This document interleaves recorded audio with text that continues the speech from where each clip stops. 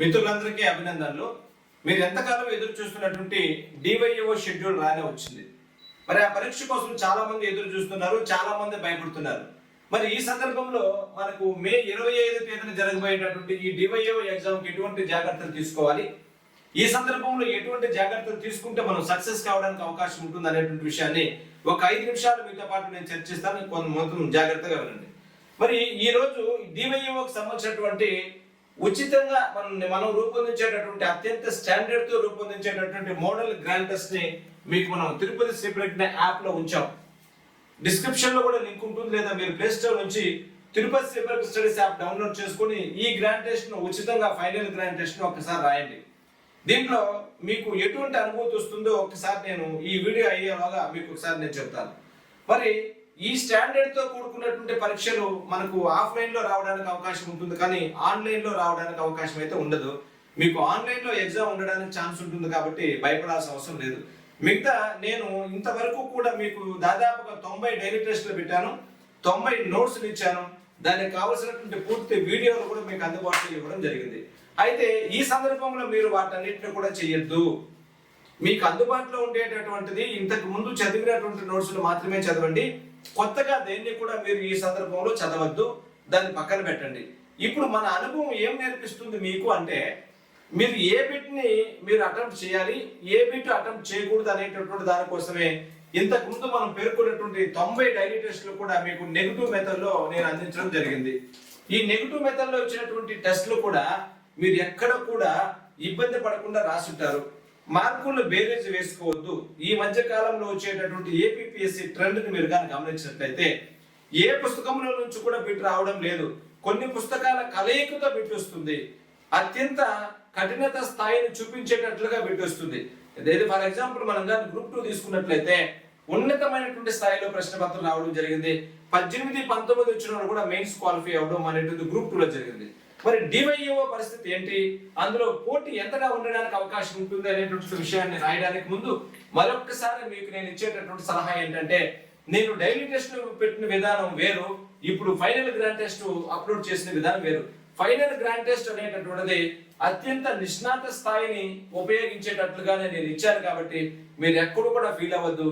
ఈ final grand test లో మీకు 150 మార్కులు కాను 40 మార్కులు కాను వచ్చినట్లయితే మీరు అద్భుతంగా మీరు బాగా ప్రిపేర్ అయినట్లుగా నేను ఫీల్ అవుతా. ఎందుకు అంటే, ఏం సార్ 40 మార్కులకే మీరు ఫెయిల్ అవుతారా అంటే, ప్రిపరేషన్ స్థాయి వేరు, పరీక్షల్లో మీరు రాసే విధానం వేరు. ఇది నెగిటివ్ మెథడ్ లో ఉంటుంది. దట్టు నేను ఇచ్చినటువంటి ఫైనల్ గ్రాండ్ టెస్ట్ ఒక 8 మంది చేత అత్యంత నిష్ణాతులైనటువంటి ఫ్యాకల్టీ చేత దీన్ని అంత కష్టపడి రూపొందించడం జరిగింది. కాబట్టి ప్రతి ప్రశ్న కూడా అనలైటికల్ గా ఏ పుస్తకంలోనూ కూడా దొరకనంత విధంగా నేను తయారు చేశానంటే, మిమ్మల్ని ఒక సిద్ధంగా ఇలా వస్తే పేపర్ మీరు ఏం చేస్తారు అనేటటువంటి దానికోసం మాత్రమే తప్ప మిమ్మల్ని భయపడించడానికి కాదు.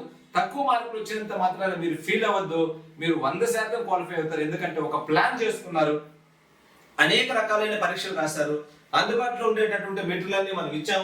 ఆ మెటీరియల్ తో పాటు మీకు సంబంధించినటువంటి ఎంతో మెటీరియల్ మీరు తీసుకుంటారు కాబట్టి ఎక్కడ కూడా భయపడద్దు. మరి ఈ వారం రోజులు మనం ఏం చేస్తే బాగుంటుంది ఒక్కసారి గమనించండి. కరెక్ట్ గా వారం ఉంది మిత్రులారా. మీరు మొదటగా గమనించాల్సింది ఏమంటే, పోటీ అనేటటువంటిది 2000 మందిలో నుంచి 1000 మందిలో మాత్రమే ఉంది. ఈ విషయం ఎవరు చెప్పినా కూడా ఒప్పుకోవద్దండి. నేను ఫైనల్ అయితే మీరు ఎక్కడా బాధపడద్దు. 2000 మంది లేదా వీలైతే ఒక 1000 మంది, మరి వీళ్ళల్లో మాత్రమే పోటీ ఉంది. మరి మీరు ఈ 1000 మందిలో ఉన్నారా లేదా చెక్ చేసుకోండి అంతే. మనకు రేషియో అనేటటువంటిది మిమ్మల్ని బాగా ముందుకు తీసుకుని వస్తుంది. ఎక్కడ కూడా మీరు భయపడద్దు. ప్లాన్ చేయండి. దీంట్లో లేడీస్ కి ఎక్కువ అవకాశం ఉంది, ఎందుకంటే పోస్టుల సంఖ్య వాళ్ళకి బాగుంది కాబట్టి 1% కూడా ఇబ్బంది పడద్దు. ఎవరో చదువుతున్నారు ఏదో చేస్తున్నారు అనేది కాదు. నా దగ్గర అనాలిసిస్ లో ప్రకారం తీసుకున్నట్లయితే నా దగ్గర యాప్ పొందినటువంటి 100% ని మనం కానీ గమనిస్తే అందులో బాగా హార్డ్ వర్క్ చేసే వాళ్ళ సంఖ్య 30% మంది మాత్రమే కనిపించింది. వీళ్ళు ఎక్కువ శాతం పరీక్షలు రాశారు. ఒక 70% మంది కనీసం 50% పరీక్షలు కూడా రాయలేదంటే మీకు గమనించండి, డివైఓకి సంబంధించి ఎక్కడ కూడా పోటీ లేదు. ఎక్కడ కూడా ఆఫ్లైన్ లో కాంపిటీషన్ అనేటువంటి ఆఫ్లైన్ లో ఎక్కడ కోచింగ్ కూడా లేవు కాబట్టి సెల్ఫ్ ప్రిపరేషన్ చేసిన వాళ్ళు మాత్రమే కనిపిస్తారు. అటువంటి వాళ్ళు బాగా సీరియస్ గా ప్రిపేర్ అవ్వాలి మన దగ్గర ఉన్నారు. ఎందుకంటే ఎవరు కూడా రాష్ట్ర స్థాయిలో నోట్స్లు ఇచ్చి డైలీ టెస్ట్లు ఇచ్చి వీడియోస్ ఇవ్వాల, మనం ఇచ్చాం. అయితే మీరు ఈ రోజు భయపడద్దు, ప్లాన్ చేయండి. దీంట్లో మీరు రాసే విధానాన్ని బట్టి మరి ఏం చెయ్యాలి అంటే, ఫస్ట్ టైం మీరు ప్లాన్ చేసేటప్పుడు కొంతమందికి డౌట్ వస్తుంది, సార్ ఎన్ని మార్కుల వరకు నేను పెట్టాలి, ఎన్ని మార్కుల వరకు పెట్టాలి అని ఎక్కడా కూడా సూచించకూడదు, మీకు కూడా ఆ మాట నేను చెప్పకూడదు.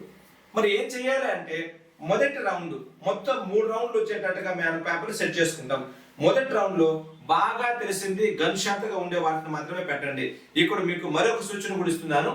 మీరు నాన్ మ్యాథ్స్ స్టూడెంట్స్ అయితే అరిథమెటిక్ రీజనింగ్ లాస్ట్ లో తీసుకోండి. గమనించండి, మొదటగా మీరు అరిథమెటిక్ రీజన్ లో కూర్చోవద్దు, ఎందుకంటే ఎక్కువ సమయం తీసుకుంటుంది.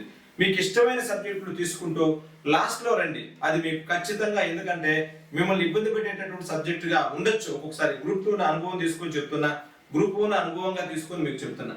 కాబట్టి ఈ సందర్భంలో మీరు చేయాల్సింది ఏంటంటే, మొదటి రౌండ్ లో బాగా తెలిసిన ప్రశ్నలు అన్ని పెట్టండి. రెండో రౌండ్ కు వచ్చింది ఇప్పుడు ఇది ఉండొచ్చు అనేది మీరు పెట్టండి. మూడో రౌండ్ లో తెలిసింది కాన్ఫిడెంట్ గా ఇది ఖచ్చితంగా నేను చేయగలనంటే పెట్టండి, లేదా టచ్ చేయొద్దు. మీకు 40-50 మార్కులు వచ్చినా కూడా ఈ పరీక్షలో సాటిస్ఫైగా ఫీల్ అవ్వండి. తర్వాత మళ్ళీ మెయిన్ ఎగ్జామ్ లో మీరు చేసే విధానం నేను తెలియజేస్తాను. మీరు ఎక్కడ కూడా టెన్షన్ పడాల్సిన అవసరం లేదు. కొత్త సబ్జెక్ట్ ఏది కూడా చదవద్దు, చదివిన దాన్ని రివిజన్ చేసుకోండి.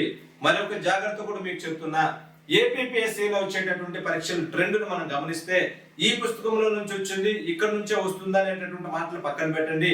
మేము ఇచ్చేదంతా కూడా అనుభవం మాత్రమే మీకు ఇచ్చాం. ప్రశ్న ఎలా వస్తుంది, నువ్వు ఎలా క్యాచ్ చేయాలి, ఎలా దీన్ని అటెంప్ట్ చేయొచ్చు చేయకూడదు అనే అనుభవాన్ని మాత్రమే మేము ఇచ్చాం. కాబట్టి మిత్రులారా, మీరందరూ కూడా ఎటువంటి టెన్షన్ తీసుకోకుండా కొత్త విధానంతో మీరు ఈ అనుభవం, గతంలో మీరు పరీక్షలు రాసిన అనుభవం మాత్రమే అక్కడ ఉపయోగిస్తారు. ఒక చిన్న లాజిక్ చూడండి, అన్లిమిటెడ్ టాపిక్స్ ఉన్నాయి, ఎక్కడి నుంచి ప్రశ్న వస్తుందో మనకు తెలియదు. ఆ సందర్భంలో మీరు ఈ చేసిన కష్టాన్ని నమ్ముకుంటే 100% మీరు సక్సెస్ అవుతారు. సెంటర్ దూరంగా ఉన్నట్లయితే ముందు రోజు అక్కడికి చేరుకునే ప్రయత్నం చేయండి. ఎక్కడ కూడా ఆందోళన గురి కావద్దు. వీలైతే చాక్లెట్లు ఉంటే ఒక 2 తీసుకెళ్ళండి. గ్లూకోజ్ కదా, పరీక్ష రాసేటప్పుడు నోట్లో పెట్టుకుంటే కొంచెం అంత సగం పరీక్ష రాసిన తర్వాత కొంతమంది టిఫిన్ చేయకుండా వెళ్ళడం అవన్నీ చేస్తారు, చేతులు షివరింగ్ రావడం జరుగుతుంది. ఆ సందర్భంలో ఉపయోగపడతాయి. ఎక్కడ కూడా ఎవరితో కూడా ఎగ్జామినేషన్ సెంటర్కి వెళ్ళేటప్పుడు అక్కడ ఉండేటటువంటి ఎగ్జామినర్ తో కానీ, అదే రకంగా గేట్ దగ్గర ఉండేటువంటి వాచ్మెన్ తో కానీ దురుసుగా మీరు బిహేవ్ చేయొద్దు. వాళ్ళ దగ్గర నుంచి మీరు మాట పడద్దు. ఎవరైనా ఒక మాట అన్నా కూడా వినేసి గమనుండు. ఎగ్జామినేషన్ సెంటర్ కి ముందుగా వెళ్ళు, ఎగ్జామినేషన్ సెంటర్ నుంచి చివరగా రా. అక్కడ ఎవరితో కూడా మీటింగ్లు పెట్టద్దు. ఎవరు నీకన్నా కూడా బాగా చదవలేదనే విషయం గుర్తించుకో. విషయాన్ని గుర్తించుకో. ప్లాన్ చేయి, పగడ్బందీగా బయటకు రా. నువ్వు బాగా తెలిసింది మాత్రమే పెట్టు, తెలియని జోలికి వెళ్ళొద్దు. విజయం నీ వైపు వస్తుంది. నువ్వు మెయిన్స్ కి వచ్చిన తర్వాత మీతో మళ్ళీ నేను కలుస్తాను. Good luck.